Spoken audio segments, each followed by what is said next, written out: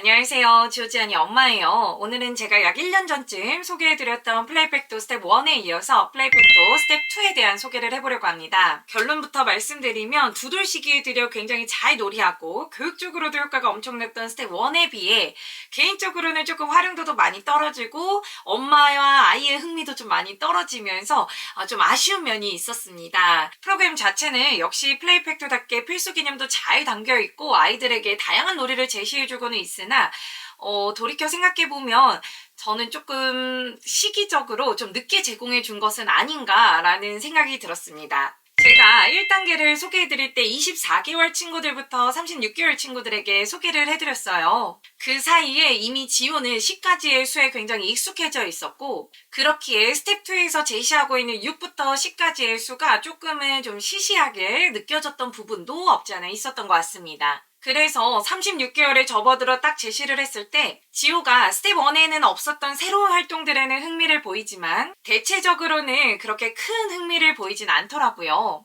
따라서 스텝 2를 고려하고 계신 분들께는 스텝 1을 어느 정도 잘 해나가고 있다면 그 중간에 스텝 2를 함께 병행하여서 제시하는 것이 훨씬 더 좋지 않을까라는 생각이 듭니다. 제가 1년 전쯤에 올렸던 스텝 1 영상을 보시면 전반적인 플레이팩토에 대한 소개들이 있어요. 그래서 그런 부분들은 건너뛰고 스텝 2가 되어서 어떤 것들을 또 제시하고 있는지에 대해서 소개해 보도록 할게요. 가격은 스텝 1과 마찬가지로 242,000원에 판매가 되고 있습니다. 그런데 제가 이것 또한 공구가로 구매를 하였기 때문에 16만원대에 구입을 하였어요. 그런데 요즘에는 공구나 핫딜이 조금 좀 안 뜬다고 해요. 리뉴얼이 되고 있는지 어쩐지 좀 안 뜬다고 하는데 한번 잘 서치해 보셔가지고 구매하시는 것이 좋을 것 같습니다. 1단계가 초록 박스에 담겨 있다면 2단계는 이렇게 예쁜 이렇게 분홍 박스에 담겨져서 옵니다. 종이 박스가 아니라 이렇게 오래도록 보관할 수 있는 그것도 크기도 굉장히 큰 상자에 담겨져서 온다는 점이 엄마 입장에서는 또 작은 배려를 받는 것 같아서 기분이 좋더라고요.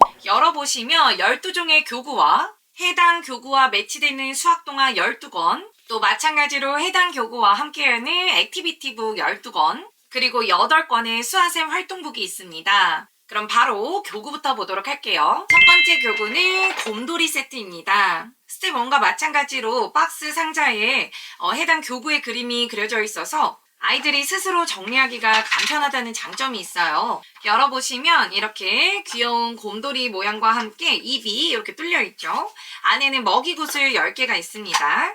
또 1부터 10까지 쓰여있는 숫자 블럭이 함께 들어있어요. 그리고 이 숫자 블럭에는 뒷면에 해당 수만큼 점이 찍혀져 있습니다. 곰돌이 이마에 보시면 이렇게 숫자 블럭을 놓는 곳이 있어요. 숫자 블럭을 놓고 해당 수만큼 먹이구슬을 주면 되는 교구입니다. 놀이 활동은 스텝 1과 마찬가지로 이 액티비티북 안에 5개의 놀이 방법이 제시되어 있어요. 액티비티북을 보시면 이렇게 간단한 이야기와 함께 활동을 할 수 있게 되어 있고 뒷면을 또 보시면 활동지가 있어서 아이들이 해볼 수 있도록 제시해주고 있습니다. 이러한 이야기가 4개씩 들어있고 챕터의 마지막마다 이렇게 놀이 방법이 자세하게 제시되어 있어요. 그리고 이런 놀이 방법들은 동영상으로도 제공하고 있으나 그냥 책만 봐도 어떻게 놀이하는 방법인지 엄마가 한눈에 보고 알 수 있기 때문에 아이와 함께 다양한 방법으로 놀이해 주시면 됩니다. 이 곰돌이 세트에 해당하는 수학 동화는 꼬마 마녀 라미의 하늘 세탁소예요. 마찬가지로 이걸 전체적으로 다 스텝 1, 2, 3를 구매하게 되면 보드북으로 제시해주나 저는 스텝별로 구매를 하였기 때문에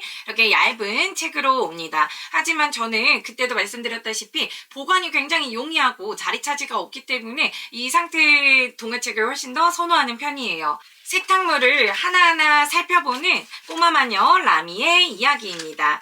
이 동화를 보고 교구의 내용을 유추해 볼 수 있고 아이와 함께 숫자 공부까지 이어질 수 있겠죠. 두 번째는 입체도형 교구입니다. 공간과 도형에 대해 알 수 있고 구체적인 입체도형의 생김새와 모양을 알 수 있습니다. 최고급 원목으로 된 만큼 굉장히 마감이 부드럽게 처리가 되어 있어요. 그래서 까슬거림은 전혀 느낄 수 없고 만지면 굉장히 느낌 좋은 그런 원목 교구를 만지고 있다는 생각이 듭니다. 입체도형 교구와 함께 이런 그림카드도 제시되어 있고 비밀 주머니도 함께 제공이 되고 있어요. 그래서 이 주머니에 도형들을 넣고 카드를 뽑은 다음 눈을 감고 한번 이 도형을 찾아보는 즐거움을 느낄 수 있습니다. 보시면 정말 다양한 입체 도형들이 있어요. 반구도 있고 9, 원기둥, 정육면체, 삼각기둥, 원뿔, 육각기둥까지 다양한 입체 도형들을 제공해주고 있습니다. 마찬가지로 액티비티 부간에는 다양한 활동들이 제시되어 있기 때문에 꼭 살펴보시고 하나씩 아이들과 함께 즐겁게 해보시길 추천합니다. 해당하는 동화는 똘똘 총총통통 성이에요. 이름도 되게 웃기죠. 우리 생활 주변에 볼 수 있는 입체 도형들에 대해서 이야기를 해주고 있어요. 성을 만들기 위해 원기둥 모양인 휴지를 가지고 오고 또 네모난 요리책을 가지고 오기도 합니다. 이렇게 해서 성을 만들어 보죠. 아까 전에 있었던 그 입체 도형을 가지고도 다양한 모양을 만들어 보고 엄마와 함께 이야기를 나누어 볼 수 있습니다. 이 동화에서도 교구의 내용이 잘 담겨 있다라고 생각이 들어요. 세 번째는 도형 블럭입니다. 분류 영역에 들어가고 모양, 크기, 색깔이란 속성에 따라 분류해보는 활동이에요. 다양한 모양의 도형 블럭들이 있습니다. 역시나 플레이팩토답게 이 역시 원목 교구의 질이 굉장히 좋습니다. 또 주사위 2개가 제시되어 있어요. 하나는 이렇게 모양을 나타내주고 있고 다른 하나는 색깔을 나타내주고 있습니다. 주사위를 굴려서 나오는 속성대로 도형을 찾아가는 게임을 즐겨야 했습니다. 보드게임처럼 즐길 수 있다는 게 플레이팩토의 가장 큰 장점 중 하나가 아닐까 싶습니다. 해당되는 동화는 사계절이 뒤죽박죽 털보 아저씨의 숲이라는 동화예요. 플레이팩토는 항상 느끼지만 주제와 관련된 동화를 참 잘 풀어냅니다. 하지만 정확히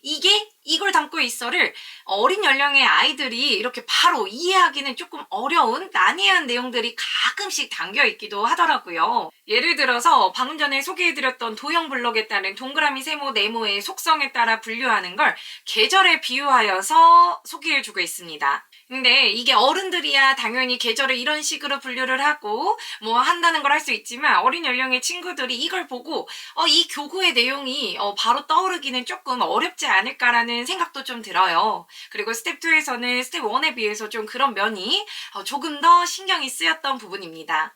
물론 더 큰 개념의 분류를 알 수 있어서 좋기는 한데 개인적으로는 이 시기 아이들에게 조금 더 명확하고 단순하게 이 동화를 읽고 해당 교구를 활용할 수 있는 아이들이 스스로 떠올릴 수 있는 그러한 동화의 내용이 담겨 있었다면 어땠을까라는 아쉬움이 조금 들더라고요. 네 번째는 도트 칠판이에요. 지호가 참 좋아했던 교구 중 하나입니다. 수와 연산에 대한 영역이고 구체물 수량에 있어서 같다, 더 많다, 더 적다에 대한 개념을 알 수 있어요. 이 교구는 지호가 참 좋아했지만 액티비티북에서 제시하고 있는 이 도트 칠판을 활용한 내용을 5개 중에 2개밖에 없더라고요. 대신 함께 제공하고 있는 이 수차 카드를 활용한 방법들이 더 많이 제시되고 있습니다. 물론 모든 활동들이 너무 유익하고 재밌어요. 하지만 이 교구에 있어서는 보다 도트 칠판을 더 활용하는 그런 놀이 방법들이 있었어야 되지 않을까라는 생각이 들었습니다. 해당 동화는 아기 캥거루 루라는 동화이고 공 던지기를 통해 수를 비교하는 건데 이렇게 동화 속에 나오는 공들이 아까 교구 속에 있던 도트들이 연상된다는 점에서 인상 깊었습니다. 5번째 놀이터 퍼즐입니다. 저는 이 교구가 굉장히 흥미로워서 지호가 좋아할 수 있을 줄 알았는데 가장 손이 안 갔던 교구 중에 하나였지 않나 싶어요. 스텝 1에서는 영역이 조금 다르긴 하지만 저는 그 집 만들기와 좀 비슷하다라는 생각이 들었습니다. 지우가 스텝 1에서 가장 좋아했던 교구도 그 집짓기 퍼즐이었고 스텝 2를 함께 제공하면서도 그 집짓기 퍼즐을 참 여러 번 반복해서 놀이를 하더라고요. 그래서 이 교구도 좋아할 수 있을 줄 알았는데 별로 그러하지 않았습니다. 여기 보시면 그림 카드가 이렇게 있고 이에 맞추어서 위, 아래, 왼쪽, 오른쪽, 앞, 뒤에 맞추어서 이렇게 놀이터를 만들어주면 되는 거예요. 그래서 세워놓을 수가 있어서 굉장히 입체적으로 모양을 만들 수 있어 저는 개인적으로 되게 재밌게 느꼈던 교구입니다. 그리고 또한 이 교구는 특히나 엄마와 함께 언어적인 상호작용을 하기가 훨씬 더 풍부해요. 그래서 왼쪽, 오른쪽, 위, 아래, 앞, 뒤에 대한 개념을 엄마와 함께 이야기하면서 놀이터를 만들어보고 또 놀이로 구성을 해볼 수도 있습니다. 해당 동화는 장난꾸러기 꼬마 유령이에요. 꼬마 유령이 친구 집에 가서 놀이하는 블럭이 재밌어 보여 몰래 가지고 가다가 친구가 오니까 쓰레기통 뒤, 나무 뒤, 의자 아래에 숨게 됩니다. 근데 이게 위치와 공간 개념을 알려주기에는 너무 짧게 훑고 지나가요. 그 다음은 뭐 그냥 다른 이야기들, 이어진 이야기들이 제시되고 있어서 조금은 아쉬운 점이 들었던 동화입니다. 6번째는 패턴 연필입니다. 스텝 1에서도 전에도 패턴에 대해, 규칙에 대해 알려주는 교구가 있었죠. 그의 확장된 요소라고 보시면 되고, 이렇게 귀여운 연필 모양의 교구가 들어있습니다. 그리고 상당히 많은 제시 카드가 있어요. 요 안에다가 쏙 넣어주면은 연필이 짜잔 완성이 돼요. 그리고 이에 맞게 이렇게 원목 카드도 있습니다. 이 원목 블럭을 여기에 맞게 올려두시면 돼요. 동그라미 하트, 동그라미 하트 이렇게 반복되고 있죠. 어떤 규칙이 반복되고 있는지 아이들과 이야기 나눠볼 수 있고 퀴즈 형식으로도 많이 제시해 주었어요. 그랬더니 아이가 즐거워하면서 패턴 블럭에 참여하는 모습을 볼 수 있었습니다. 이렇게 하면서 동그라미 하트, 동그라미 하트, 동그라미 하트 여기에 뭐가 들어갈까? 이런 식으로 제시해 주면 됩니다. 이게 혼자서 하기에도 재밌었는지 지우는 간혹가다 혼자 앉아가지고 이거 맞추고 있더라고요. 하지만 문제 형식으로 문제를 주고받고 하다 보면 더 풍부하게 할 수 있다는 점 알아두시면 좋을 것 같습니다. 해당하는 동화는 얌얌 회전초밥이에요. 이 규칙과 패턴에 대해 이야기했는데 회전초밥에 레이를 떠올렸다는 게 굉장히 기발하게 느껴졌고 이 위에 올라가는 음식들이 규칙과 패턴을 가지고 움직이고 있습니다. 7번째는 기차 퍼즐입니다. 수화 연산의 영역이고 몇 번째에 해당하는 내용에 대해서 알아볼 수 있습니다. 근데 이 또한 처음에는 흥미롭게 보다가 아이가 조금 쉽다고 느꼈는지 금방 흥미를 좀 잃어버리더라고요. 안에 보시면 이렇게 귀여운 동물 기차가 가고 있습니다. 자석으로 되어 있어서 뚝 하고 붙어요. 그리고 이 위에다가 다양한 동물 퍼즐이 있는데 뒤에 맞는 숫자에 맞게 칸에 채워 넣어주시면 됩니다. 놀이 방법 보면은 다양하게 제시되어 있어서 엄마와 함께 한다면 더욱 풍부한 놀이를 할 수 있을 것 같아요. 또한 언어적인 상호작용이 놀이터 퍼즐만큼 다양하게 이루어질 수 있어서 충분히 상호작용이 이루어질 수 있도록 해주시면 더욱 좋을 것 같습니다. 해당하는 동화는 오빠와 함께 타요예요. 약간 이 동화도 조금 끼워 맞춘 경향이 없지 않아 있는 것 같아요. 몇 번째 탈 건지 하는데 그게 조금 여기 갔다 저기 갔다 하다가 뭐 혼자 놀고 내용이 약간 주제에 걸쳐진 듯 아닌 듯하게 전개가 되고 있어서 이 또한 조금 아쉬움이 남는 동화였습니다. 8번째는 탱그램 교구예요. 아마 7교가 있으신 분들도 계시겠지만 없으신 분들은 이걸로 준비를 하셔도 좋을 것 같아요. 우리가 알고 있는 7교가 들어있어요. 7교가 들어있고 액티비티 북에는 이 7교를 이용해서 어떤 모양을 완성할 수 있는지 좀 제시가 되어 있어요. 하지만 이게 뭐 많이 제시되어 있는 것도 아니고 다양한 모양이 제시되어 있는 것도 아니기 때문에 이는 좀 유념하시고 추가적으로 7교 책을 더 구입하셔야겠다 하시는 분들은 다른 7교 책을 추가적으로 구입하셔서 아이와 함께 해보는 것을 추천합니다. 해당하는 동화는 이불요정 모모입니다. 다양한 조각들을 이용해서 커다란 네모난 이불을 완성하는 모모의 이야기예요. 이걸 통해 탱그램의 완성 버전을 알 수 있겠죠. 이 또한 7교의 내용이 잘 담겨있는 동화입니다. 9번째는 5세트입니다. 이 교구를 보자마자 저는 스텝 1에 있던 과일 분류칩 그 교구가 생각이 나더라고요. 과일보다 옷이기 때문에 뭐 도트무늬, 줄무늬, 윗도리, 바지, 치마 뭐 이런 식으로 더 다양하게 제시가 되어 있습니다. 인형 놀이를 좋아하는 친구들이라면 이 교구 놀이를 굉장히 즐거워할 것 같다라는 생각이 들었습니다. 해당하는 동화는 파란 알을 낳았어요예요. 이 동화도 약간 애매해요. 노란색 닭이 노란 알을 낳고 흰 닭이 흰 알을 낳고 분홍색 닭이 분홍 알을 낳았는데 요 갑자기 굴러 떨어진 파란색 알은 과연 누구의 것인가 찾다 보니 오잉 공룡이 나왔어요. 파란 닭의 알이 아니라 그냥 파란 공룡이 나왔습니다. 그래서 요런 이야기 약간 뭔가 스텝 2는 동화가 조금 아쉽다라는 생각을 스텝 1에 비해서 좀 많이 했던 것 같아요. 그래서 요거 말고도 또 다른 주제들도 더 깊게 잘 다룰 수 있을 텐데 라는 그런 생각이 들었습니다. 10번째는 저울이에요. 이 또한 지우는 이미 가지고 있던 다른 저울이 있어서 큰 활용을 하진 못했어요. 왜냐하면 약간 내구성이 떨어지기 때문입니다. 아무래도 이 작은 상자에 포함된 교구만큼 저울이 굉장히 조그맣죠. 이 안에 이렇게 파란 칩들이 들어있거든요. 근데 놓아보시면 3개와 4개의 차이가 그렇게 크게 나질 않아요. 좀 내구성에 좀 문제도 있는 것 같은데 이렇게 정확한 비교가 하기가 어렵더라고요. 근데 저울이란 거는 언제 어디서나 정확하게 비교를 해야 되는데 이 점이 조금 부족했다라는 점에서 아쉬움이 많이 느껴지는 부분이었습니다. 해당하는 동화는 양탄자를 타고 바다로 떠난 형제입니다. 양탄자에 올라타기 위해 균형을 맞춰야 돼요. 그런 내용이 담겨 있고 내가 어디가 더 무거울 때 어떻게 하면 좋을지에 대해서 아이들과 함께 질문을 하고 답을 해보면서 상호작용해 볼 수 있는 동화입니다. 11번째는 거울 세트예요. 이건 스텝 1에서도 한 번도 다뤄보지 않은 개념이기 때문에 지우가 굉장히 즐거워했습니다. 거울에 비춰진 모습을 보면서 대칭에 대한 개념을 알아보는 거예요. 보시면 이렇게 거울을 꽂을 수 있게 홈이 파여 있는 원목 교구가 있고 카드를 놓을 수 있는 공간이 있습니다. 이 카드들은 다양한 형태로 제시가 되어 있어요. 이렇게 점 하나만 찍혀 있는 것도 있고요. 점을 놓았을 때 이렇게 놓으면 어떻게 보이는지 또 이렇게 보기도 하고 지호가 다양하게 놓아보면서 점의 모양이 어떻게 변화할지에 대해서 유추해 볼 수 있었습니다. 점 하나만 있는 것도 있고 나중되면 이렇게 다양한 모양들과 색깔들이 제시되어 있어요. 그래서 아이들이 생각해보고 그림으로 표현해 볼 수도 있고 아이들에게 이 대칭의 개념을 알려주기에 더없이 좋았던 교구이지 않았나라는 생각이 듭니다. 해당하는 동화는 메이의 하늘 그림이에요.